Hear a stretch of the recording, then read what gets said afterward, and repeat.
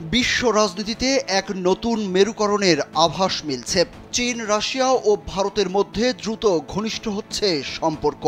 আর এই অস্বাভাবিক সখ্যতা চোখে কাটার মতো বিচ্ছে যুক্তরাষ্ট্রের কূটনৈতিক মহলে।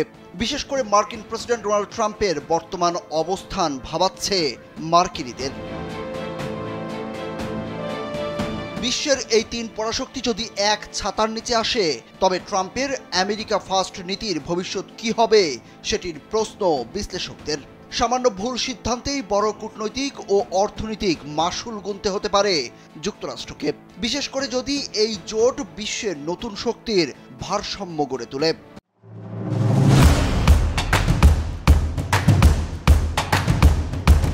ট্রাম্পের বর্তমান শুল্ক নীতি এই শঙ্কাকে আরও বাড়িয়ে দিয়েছে। মার্কিন শুল্ক যে গোলার কাটা হতে পারে তার ইঙ্গিত দিয়েছেন সাবেক মার্কিন জাতীয় নিরাপত্তা উপদেষ্টা জন বোল্টন।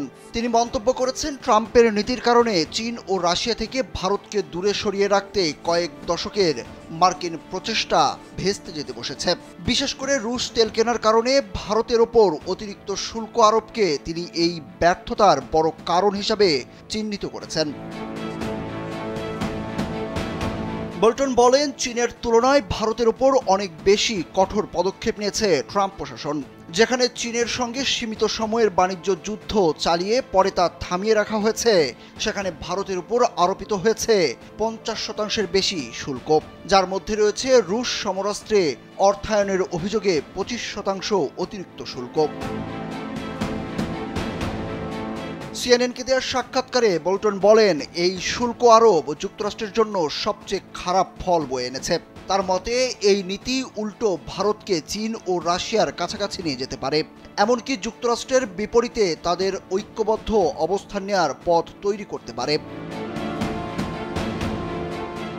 বিশ্লেষকরা মনে করছেন, চীন, ভারত ও রাশিয়া ঐক্যবদ্ধ হলে হিতে বিপরীত হবে যুক্তরাষ্ট্রের জন্য। তাছাড়া হাতছাড়া হতে পারে বিশ্ব নেতৃত্ব, যার সুযোগ পুরোদমে নেবে চীন ও রাশিয়া। সুরুজ আহমেদ, কালবেলা।